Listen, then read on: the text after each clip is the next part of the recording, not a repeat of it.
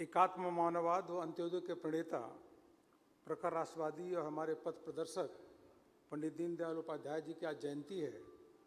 और पंडित दीनदयाल जी की जयंती के अवसर पे आज के कार्यक्रम में मुख्य अतिथि के रूप में उपस्थित विश्व के सबसे लोकप्रिय नेता और जिनके नेतृत्व में कृषि सुधार विधेयकों को पारित हुआ है, देश भर के किसान आपको मसीहा के रूप में मानते हैं। ऐसे हम सबके पूरे देश के प्रधानमंत्री माननीय नरेंद्र मोदी जी का हम अभिनंदन करते हैं, आपका स्वागत करते हैं। आज के इस कार्यक्रम में पार्टी के राष्ट्रीय अध्यक्ष, जिनके नेतृत्व में हम सब लोग संगठन का कार्य कर रहे हैं, ऐसे जगत प्रकाश नड्डा जी का भी हम स्वागत करते हैं, आपका अभिनंदन करते हैं। भारतीय जनता पार्टी के पूर्व राष्ट्रीय अध्यक्ष, केंद्रीय रक्षा मंत्री माननीय राजनाथ सिंह जी का हम स्वागत करते हैं, अभिनंदन करते हैं। केंद्रीय मंत्री और पार्लियामेंट्री बोर्ड के सदस्य थावरचंद गहलोत जी का हम स्वागत अभिनंदन करते हैं।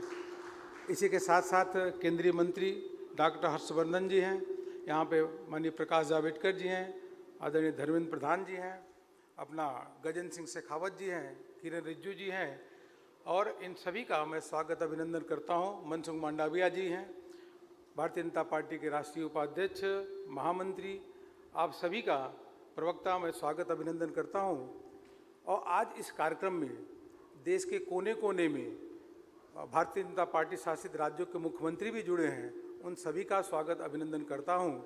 उसी के साथ साथ देश के सभी कार्यालयों पे भारतीय जनता पार्टी के कार्यकर्ता प्रदेश अध्यक्ष के नेतृत्व में वह भी माननीय प्रधानमंत्री जी के संबोधन को सुनने के लिए एकत्रित हुए हैं, उन सभी का स्वागत अभिनंदन करता हूं। उसी के साथ साथ देश के करोड़ों कार्यकर्ता सभी बूथों पे बैठ करके आज माननीय प्रधानमंत्री जी का उद्बोधन सुनने के लिए बैठे हैं। और आज बहुत शुभ दिन है, पंडित दीनदयाल उपाध्याय जी की जयंती है। आप सभी का, देश के कोने कोने कार्यकर्ताओं का मैं स्वागत अभिनंदन करता हूँ। अब मैं अपने पार्टी के राष्ट्रीय अध्यक्ष माननीय जगत प्रकाश नड्डा जी से निवेदन करता हूँ कि आप कृपया आएँ और हम सभी को संबोधित करें। माननीय जेपी नड्डा जी।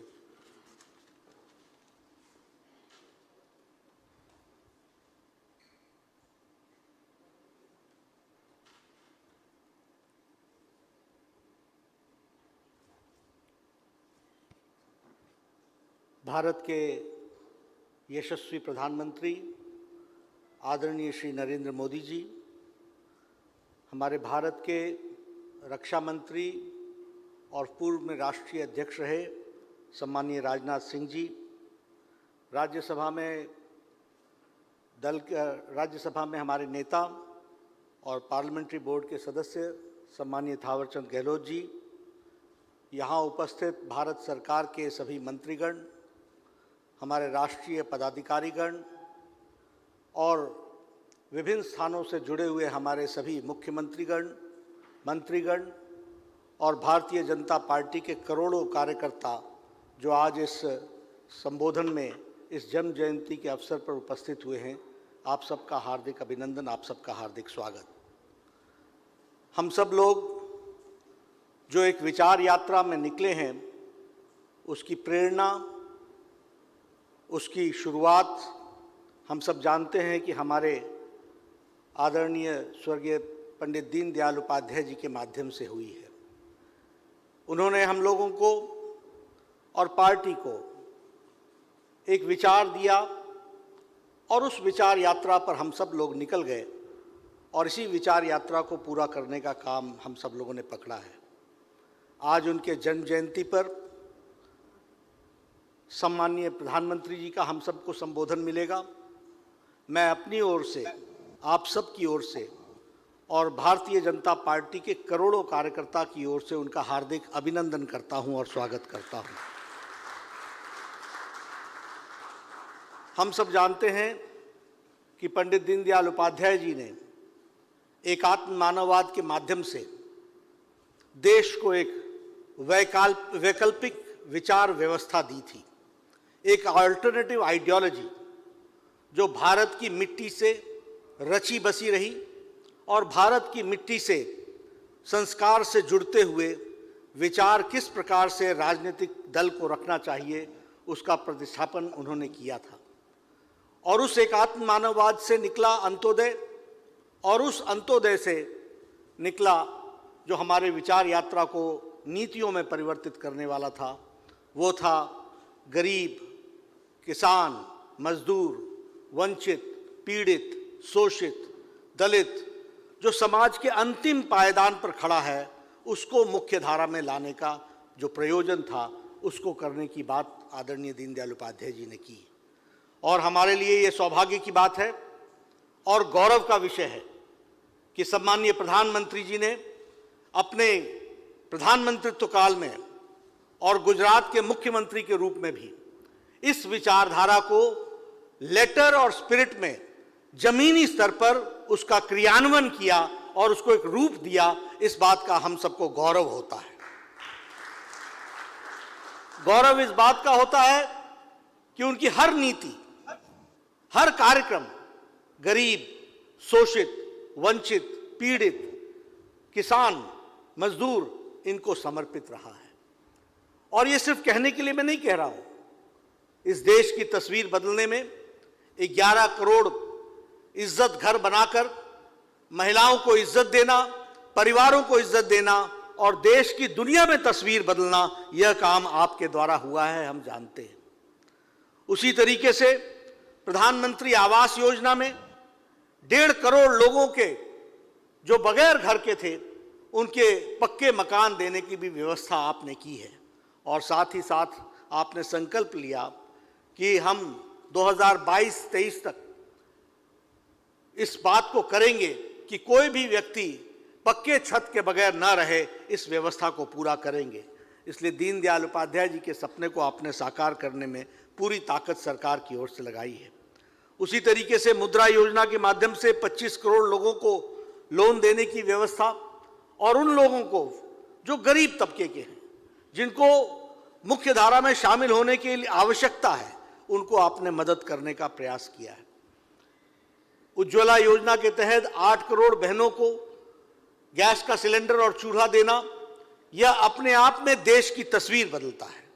और मैं तो यह कहूंगा कि सिर्फ यह चूल्हा देना ही नहीं था, यह बहनों की स्वास्थ्य की दूरगामी चिंता करने के बराबर रहा और इसने भी देश की तस्वीर को बदलने में और महिलाओं को एक तरीके से आपने आजाद किया, सशक्तिकरण किया, यह हम सब लोग जानते हैं। 2 करोड़ 60 लाख लोगों को आपने सौभाग्य योजना के तहत बिजली पहुंचाई। मैं गांव का रहने वाला हूं, मुझे मालूम है कि घर में बिजली आने का मतलब क्या होता था। 18,000 गांव बिजली से बगैर थे और ये आज़ाद भारत की तस्वीर थी। लेकिन आपने प्रधानमंत्री बनने के बाद संकल्प लिया और आज 100% बिजली युक्त आपने किया है, ये हम सबको पता है। मुझे खुशी होती है कि आपके नेतृत्व में आयुष्मान भारत बना, दुनिया का सबसे बड़ा हेल्थ कवरेज। लगभग 50 करोड़ लोगों को इसमें जोड़ा गया और लगभग 1 करोड़ 30 लाख लोगों ने इसका फायदा उठा लिया। लगभग 1600 करोड़ रुपए इसमें खर्च हुए हैं और ये वो लोग हैं जो समाज के अंतिम पायदान पर खड़े हैं। रेहड़ी वाला, फेड़ी वाला, रिक्शा वाला, ऑटो वाला, रैग पिकर, जो कूड़े से जो सामान इकट्ठा करता है, ऐसे लोग, घर में काम करने वाली मेड सर्वेंट, इनको आपने 5 लाख रुपए का हेल्थ कवरेज दे करके उनको मुख्य धारा में शामिल किया और 1 करोड़ 30 लाख के आसपास 2 सालों में लोगों ने इसका लाभ उठा लिया है। उसी तरीके से प्रधानमंत्री किसान सम्मान निधि, किसानों को मुख्य धारा में लाने का काम पहली बार हुआ। प्रधानमंत्री फसल बीमा योजना, हेल्थ सॉइल कार्ड और फिर प्रधानमंत्री किसान सम्मान योजना, इसके तहत आपने 10 करोड़ किसानों को जोड़ा, उनको मुख्य धारा में शामिल किया है, ये हम सब लोग जानते हैं। और अभी जो किसान का बिल आया है, जिसने किसान को आज़ादी दे दी कि वह अपने उत्पाद का उचित दाम ले सके और बाजार में उसको जहां अच्छा दाम मिलता है वहां वो जा सके, इसकी आपने आज़ादी दी। इसके लिए भी हम धन्यवाद देते हैं। और हम ये महसूस करते हैं कि आज के दिन आपका जो हम सबको प्रबोधन होगा, जो मार्गदर्शन होगा, आपके बराबर उपयुक्त नेतृत्व देने वाले से हमको प्रेरणा मिलेगी। आपने लेटर और स्पिरिट में अंत्योदय को उतारा है, धरती पर उतारा है। भारत की जनता को आपने नीति और कार्यक्रम के माध्यम से पहुंचाया है। इसके लिए मैं समझता हूं कि आपके द्वारा प्रबोधन उपयुक्त भी है और हम निश्चित रूप से आपके प्रबोधन से, आपके मार्गदर्शन से लाभान्वित होंगे। भारत के करोड़ों करोड़ों कार्यकर्ता लाभान्वित होंगे और आपके बताए रास्ते पर चलेंगे। मुझे एक बात की खुशी है कि जब जब भारतीय जनता पार्टी ने आपसे जब भी निवेदन किया, कभी छोटा या बड़ा कोई भी कार्यक्रम हो, आपने पार्टी के एक समर्पित कार्यकर्ता के रूप में हमेशा हम सबको मार्गदर्शन दिया है और पार्टी को आपने दिशा दी है, दृष्टि दी है। मैं पुनः सभी करोड़ों कार्यकर्ता जो आपको आज सुन रहे हैं, उनकी तरफ से आपका अभिनंदन करता हूं, स्वागत करता हूं और आपसे निवेदन करता हूं कि आप हमारा मार्गदर्शन करें, हम सबको रास्ता दिखाएं और हम आपको विश्वास दिलाते हैं कि उस रास्ते पर भारतीय जनता पार्टी का एक एक कार्यकर्ता चलेगा। धन्यवाद।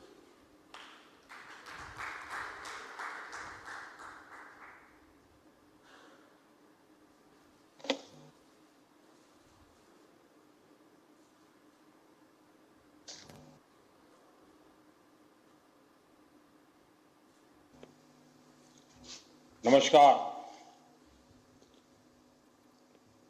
देश भर में फैले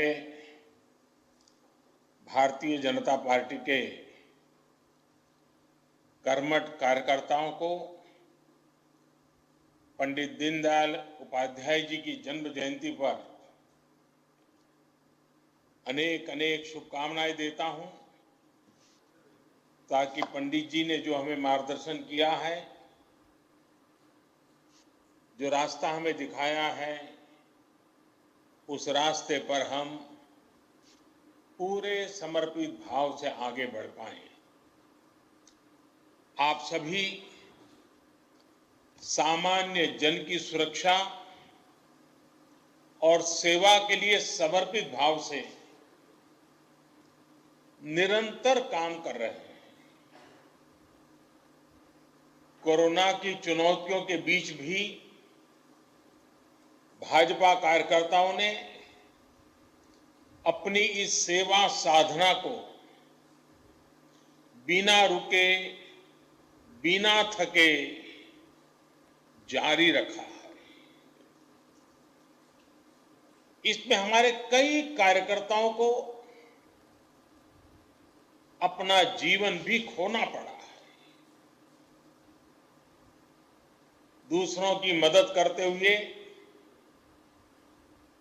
अनेकों कार्यकर्ता स्वयं भी कोरोना से संक्रमित हुए हैं। हमारे जिन साथियों ने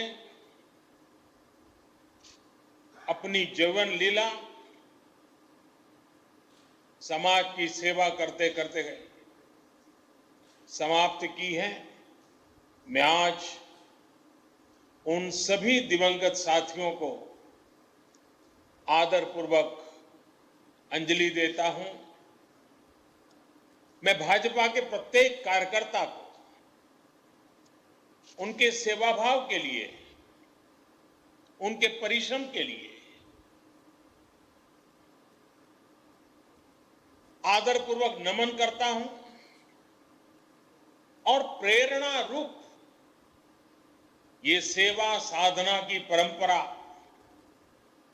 हम सब के लिए बहुत बड़ी प्रेरणा बनी रहेगी। मैं उनकी प्रशंसा करता हूं। हमारे सभी लाखों कार्यकर्ता जो इस संकट की घड़ी में सेवा में रत है, उनके और उनके परिवारजनों के स्वास्थ्य की भी कामना करता हूं। और जैसे हर देशवासी के स्वास्थ्य की कामना करता हूं, मैं अपने हर कार्यकर्ता साथी की भी उत्तम स्वास्थ्य की कामना करता हूं। साथियों, मैं हमारे राष्ट्रीय अध्यक्ष नड्डा जी का बहुत आभारी हूं कि बीच में मुझे इस कोरोना के समय जो सेवा कार्य कर रहे थे, उन कार्यकर्ताओं से बातचीत करने का अवसर मिला था। देश के अलग अलग कोने पर कैसे पार्टी के कार्यकर्ता खप गए, गरीब से गरीब की जरूरत के लिए जिस प्रकार से वो दौड़ते रहे, एक एक घटना बहुत ही प्रेरक थी। कुछ कार्यकर्ताओं के तो पूरे परिवार सेवा भाव से जुड़ गए थे। और समाज भी देखिए, संसाधनों की कोई कमी नहीं होने दी। ये सेवा भाव, ये कर्तव्य भाव, संगठन का समाज के प्रति नित्य समर्पण, ये अपने आप में मां भारती के लिए हमने जो सपने संजोए हैं, उन सपनों को बहुत बड़ा बल देते हैं। और इसलिए मेरे कार्यकर्ता भाइयों बहनों, आपने जो किया है वो मीडिया में छपे न छपे, टीवी में दिखे न दिखे, लेकिन आपने सामान्य गरीब के दिल में जगह बनानी है। बहुत बड़ा काम किया है। साथियों, आज हमारे बीच ऐसे कम ही लोग हैं जिन्होंने दीनदयाल जी को जीते जी देखा हो, सुना हो या उनके साथ काम किया हो। मुझे पंडित दीनदयाल जी के दर्शन करने का सौभाग्य नहीं मिला था, लेकिन उनका स्मरण, उनके बताए हुए रास्ते, उनका दर्शन, उनका चिंतन और उनका जीवन भी प्रतिपल हमें पावन भी करता है, प्रेरणा भी देता है, ऊर्जा से भर देता है। साथियों, एक राष्ट्र के रूप में, एक समाज के रूप में भारत को बेहतर बनाने के लिए दीनदयाल जी, उनका जो योगदान मिला है वो पीढ़ियों को प्रेरित करने वाला है।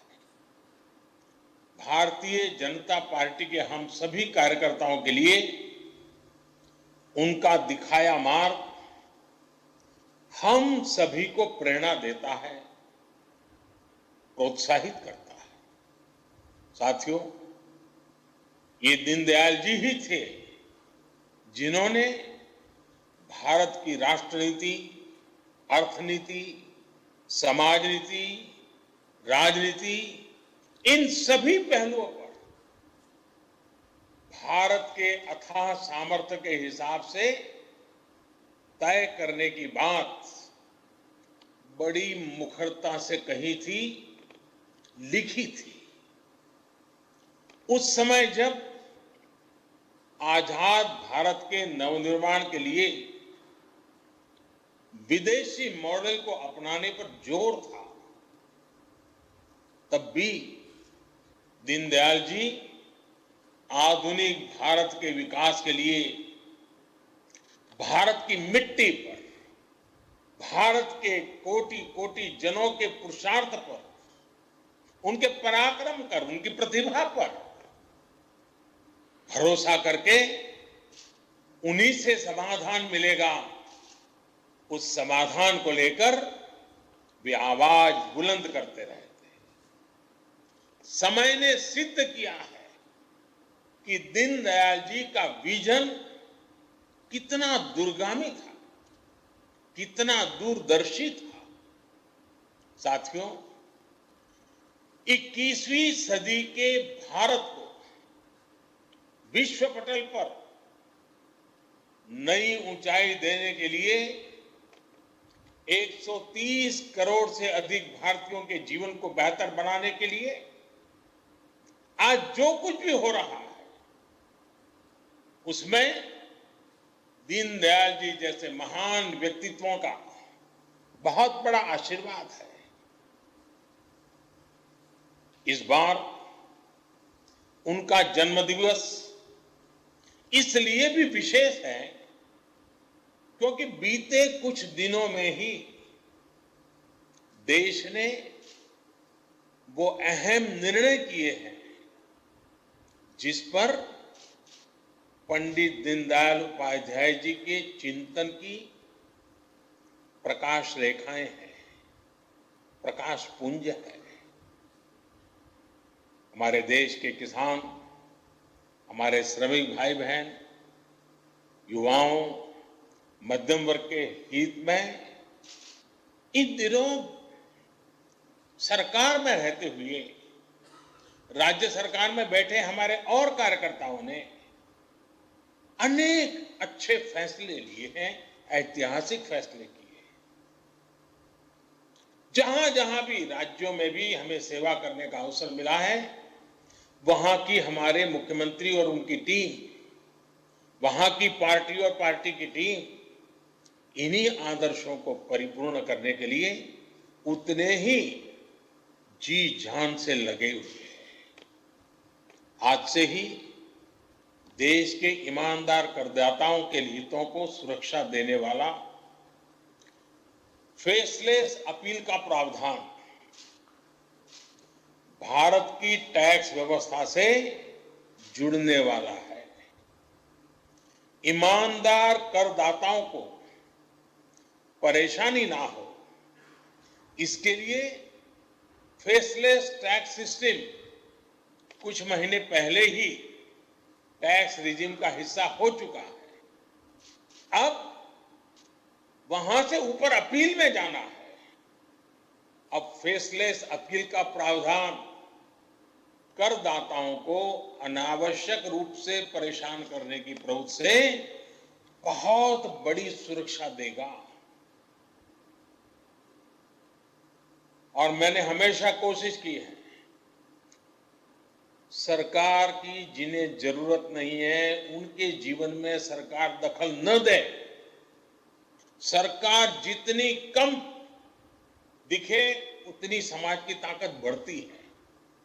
साथियों, आज जब देश को आत्मनिर्भर बनाने के लिए एक एक देशवासी अथक परिश्रम कर रहा है, तब गरीबों को, दलितों, वंचितों, युवाओं, महिलाओं, किसानों, आदिवासी, मजदूर, उन सबको उनका हक देने का बहुत ऐतिहासिक काम करने का हम सबको सौभाग्य मिला है। और एक कार्यकर्ता के रूप में भारतीय जनता पार्टी ने जिस संस्कारों से हमें गढ़ा है, मन को बहुत संतोष होता है। आजादी के अनेक दशकों तक किसान और श्रमिक के नाम पर खूब नारे लगे, बड़े बड़े घोषणा पत्र लिखे गए, लेकिन समय की कसौटी ने सिद्ध कर दिया है वो सारी बातें कितनी खोखली थी, सिर्फ नारे थे। मैं समझता हूं देश अब इन बातों को भली भांति जानता है। इसलिए ही दीनदयाल जी कहते थे कि बड़ी बड़ी घोषणाओं के बावजूद जनता की अपेक्षाएं पूरी नहीं हो रही है। ये उस जमाने में वो कहते थे। और पंडित जी ने कहा था, अव्यवस्था और अनाचार, अभाव और असमानताएं, असुरक्षा और असामाजिकता उस समय का उनका वर्णन था, बढ़ती जा रही है। उनकी कही ये बातें बाद के दशकों में और प्रबल होती गई। दीनदयाल जी तो हमें छोड़ के बहुत पहले चले गए थे। ये तब और बढ़ा जब कुछ लोगों ने राष्ट्रहित और जनहित के बजाय सत्ता और स्वहित को राजनीति का हिस्सा बना लिया। साथियों, किसान और श्रमिक के नाम प्रदेश में, राज्यों में अनेकों बार सरकारें बनी, लेकिन उन्हें मिला क्या? सिर्फ वादों और कानूनों का एक उलझा हुआ जाल। एक ऐसा जाल जिसको ना तो किसान समझ पाता था और न ही मेरा श्रमिक भाई बहन समझ पाता था। किसानों को ऐसे कानूनों में उलझा कर रखा गया जिसके कारण वो अपनी ही उपज को अपने मन मुताबिक बेच भी नहीं सकता था। नतीजा ये हुआ कि उपज बढ़ने के बावजूद किसान ने पसीना बहाने में कोई कमी नहीं रखी। बूंद बूंद पानी का तिल तिल जमीन के हिस्से का उपयोग करते हुए देशवासियों का पेट भरने के लिए, सरकार के खजाने भरने के लिए हमारे किसान ने कोई कमी नहीं रखी। उपज बढ़ाने के बावजूद किसानों की आमदनी उतनी नहीं बढ़ी। हां, उन पर दिनों दिन कर्ज बढ़ता गया। कर्ज जरूर बढ़ गया। साथियों, भाजपा के नेतृत्व में एनडीए सरकार ने निरंतर इस स्थिति को बदलने का प्रयास किया है, प्रामाणिक प्रयास किया है, सोच समझ करके प्रयास किया है। कोई निजी स्वार्थ के लिए नहीं, कोई राजनीतिक स्वार्थ के लिए नहीं, सिर्फ और सिर्फ किसान के कल्याण को ध्यान में रखते हुए पहले लागत का 1.5 गुना एमएसपी तय किया, उसमें रिकॉर्ड बढ़ोतरी की और रिकॉर्ड सरकारी खरीद भी एनडीए सरकार ने ही की है, इतिहास बना दिया है। बीते सालों में ये निरंतर प्रयास किया गया है कि किसान को बैंकों से सीधे जोड़ा जाए। पीएम किसान सम्मान निधि के तहत देश के 10 करोड़ से ज्यादा किसानों के बैंक खातों में कुल 1 लाख करोड़ रुपए से ज्यादा ट्रांसफर किए जा चुके हैं। सरकार ने इस बात का भी प्रयास किया है कि ज्यादा से ज्यादा किसानों के पास क्रेडिट कार्ड हो, किसान क्रेडिट कार्ड, उन्हें खेती के लिए आसानी से कर्ज उपलब्ध हो। पहले सिर्फ उसी किसान को केसीसी का लाभ मिलता था जिसके पास 2 हेक्टेयर जमीन हो। हमारी सरकार इसके दायरे में देश के हर किसान को ले आई। थोड़ी सी भी जमीन होगी, किसान है, इसका हकदार है। अब किसान क्रेडिट कार्ड का लाभ पशुपालकों को और मछली पालन से जुड़े लोगों को भी दिया जा रहा है। साथियों, पिछले सरकार के 5 साल में किसान क्रेडिट कार्ड द्वारा किसानों को करीब 20 लाख करोड़ रुपए का ऋण दिया गया था। मैं यूपीए सरकार की बात करता हूं। भाजपा सरकार के 5 वर्ष में किसानों को लगभग 35 लाख करोड़ रुपए केसीसी के माध्यम से दिए गए हैं।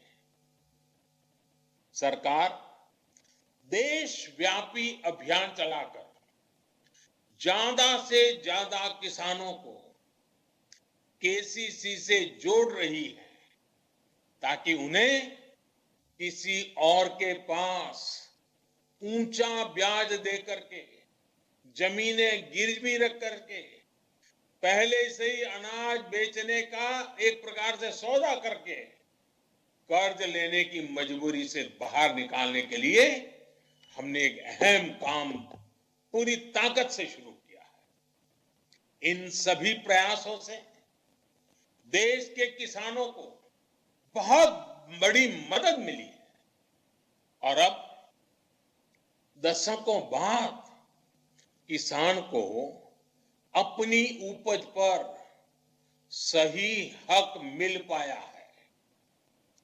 कृषि में जो सुधार किए गए हैं उसका सबसे ज्यादा लाभ छोटे और सीमांत किसानों को मिलेगा। देश में 100 में से 85, 85 आउट ऑफ 100 इतनी बड़ी मात्रा में जो किसान हैं वो इस श्रेणी में आते हैं।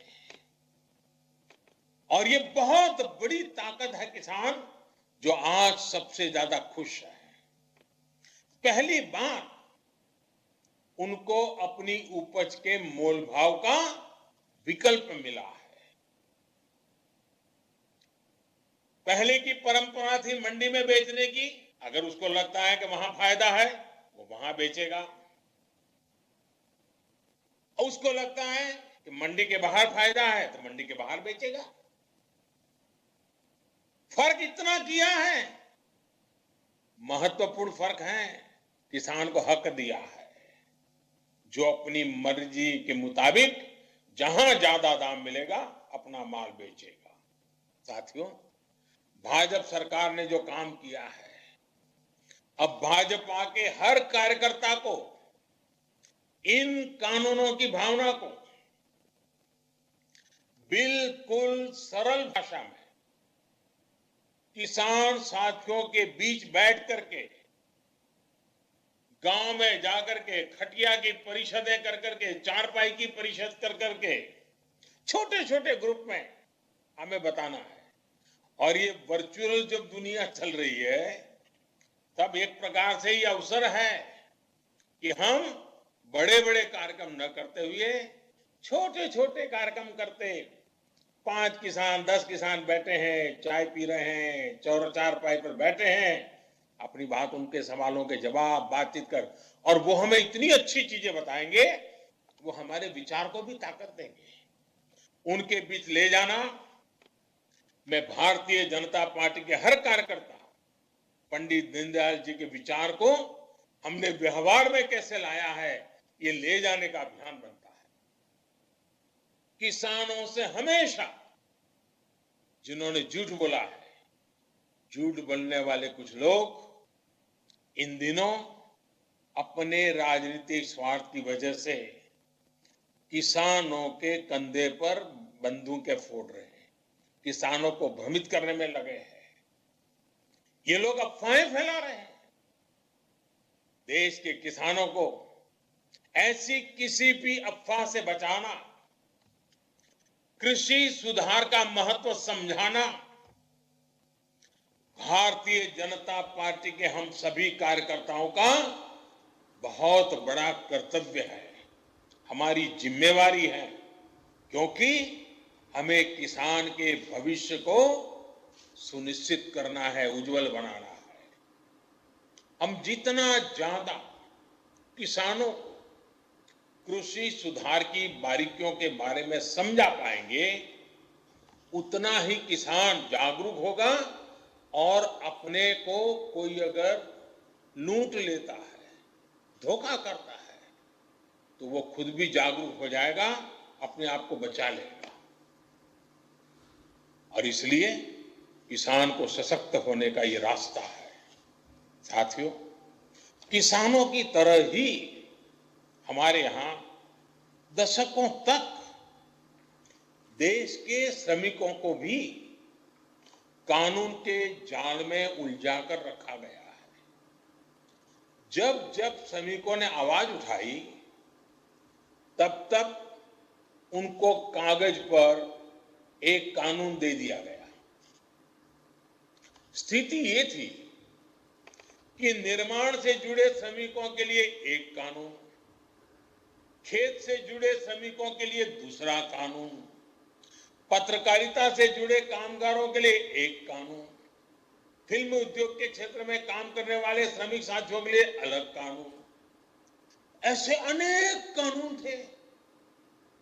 जरूरत श्रमिकों का जीवन आसान बनाने की थी, लेकिन उनके जीवन को कानूनी दांव पेचों में उलझाकर रख दिया गया।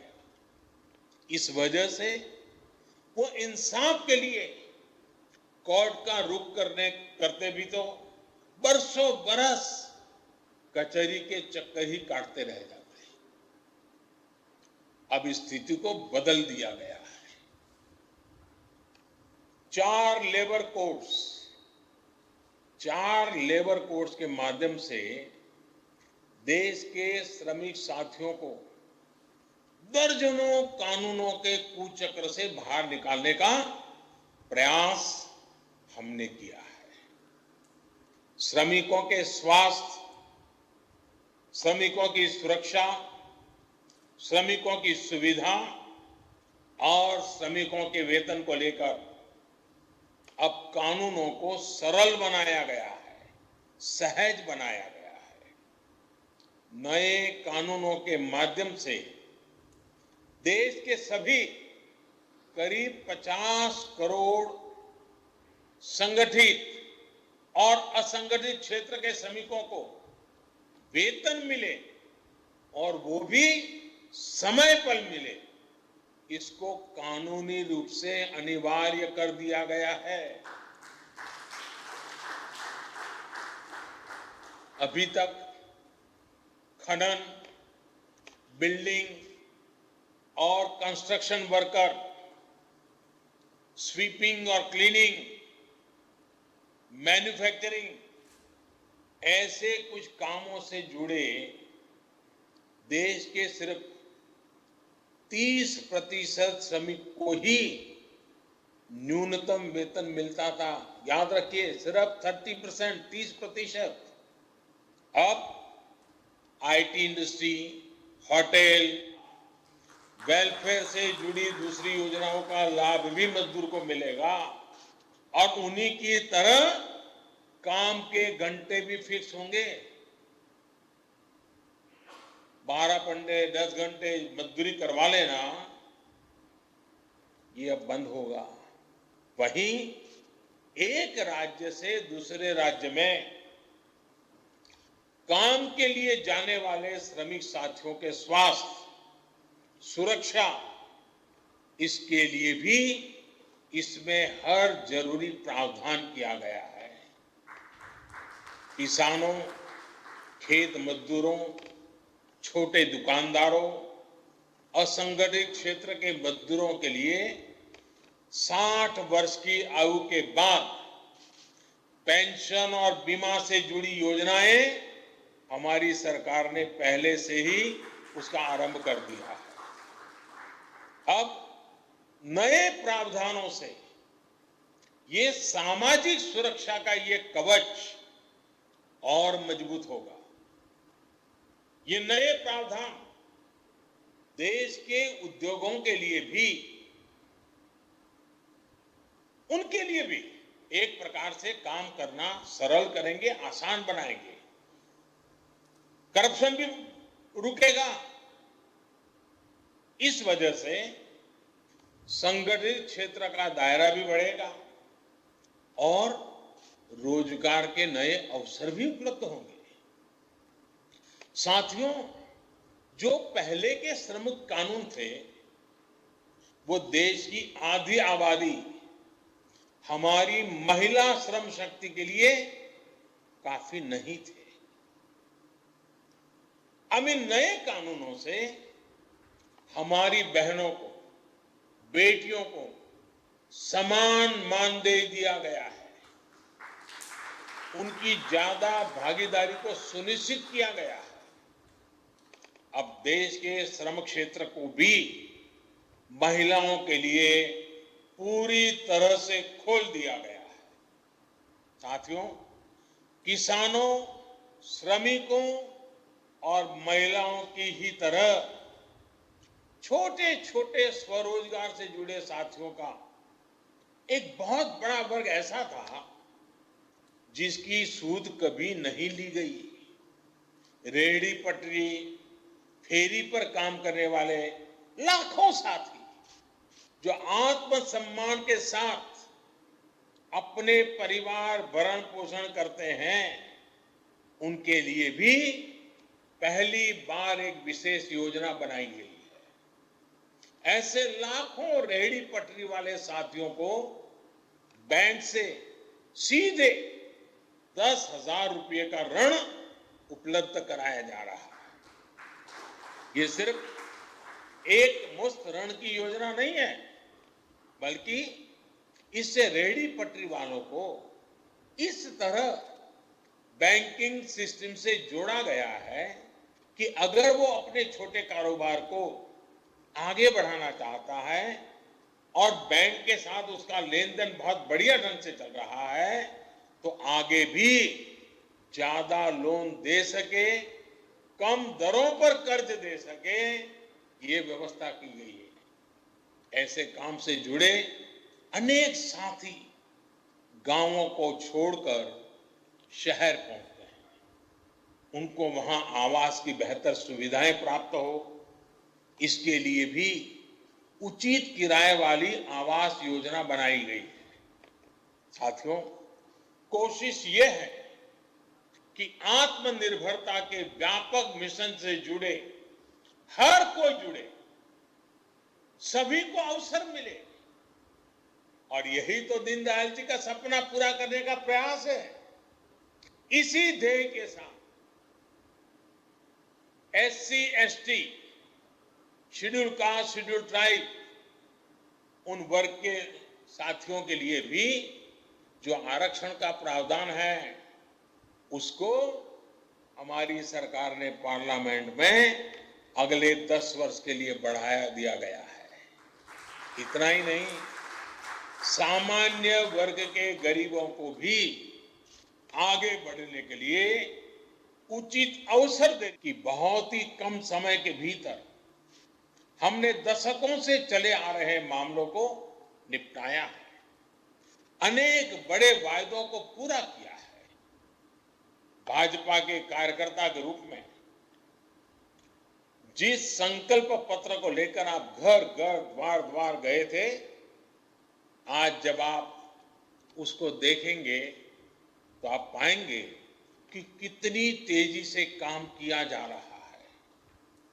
हर घर जल और हर गांव तक तेज इंटरनेट जैसे अनेक ऐसे संकल्प हैं जो करोड़ों देशवासियों के जीवन को आसान बनाने वाले हैं।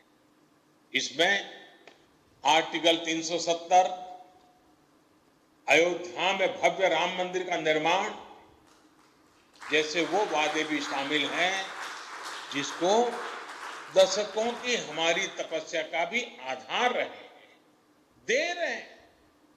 संकल्प लेकर उसे सिद्ध करने की इस ताकत को हमें बनाए रखना है, ऊर्जावान रखना है। साथियों, बदलते हुए समय में है, बहुत कुछ तेजी से बदल रहा है।